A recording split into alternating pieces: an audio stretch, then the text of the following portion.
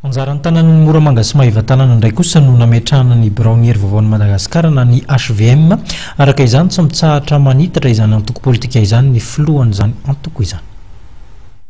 Mitombo fametrahana ny ratsamangaiky ny hery vaovao Madagasikara na ny HVM. Efa mipetraka ny Moramanga sy Maheva-Tanàna amin'izao fotoan'izao ity antoko ity. Ho an'ny Moramanga dia efa voatendry mpikambana ao anatin'ny provinsi maika. Birao izay ahitana mpikambana 520 ka mitarika ny HVM Moramanga ny délégué Bernardo Germain Drianasy. Nampahafantarina tamin'ny fomba ofisialy ny talata teo ny provinsi maika ny HVM tao Moramanga ity. Ho an'ny distrikan'ny Maheva-Tanàna dia omaly nanatanterahana ny lanonam-pametrahana mitarika ny hery vaovao an'i Madagasikara.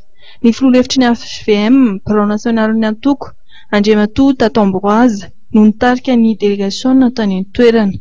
Ho an'ny Maheva-Tanàna dia Rakoto Mavohery Malala Razafy Piera no délégué mitarika ny provinsi maika ny HVM. Ny HVM dia antoko misokatra amin'ny rehetra, ahitana taratra amin'ny fisokafan'izay ny ao Maheva-Tanàna, saingy ombonana kosa ny fanohanana ny politika am-papandrosoana hita filoham-pirenena Hery Rajaonarimampianina. Amin'izao fotoan'izao dia distrika 8 no efa tafapetraka. Ny rafitry ny HVM dia ny eto Antananarivo renivohitra, Antananarivo Atsimondrano, Antananarivo Avaradrano, Mahanoro, Moramanga ary Maheva-Tanàna. Ny tanjona hoy ny tompon'andraikitry ny antoko dia ny paritahan'ny HVM manerana ny fokontany, commune ary distrika rehetra eto Madagasikara.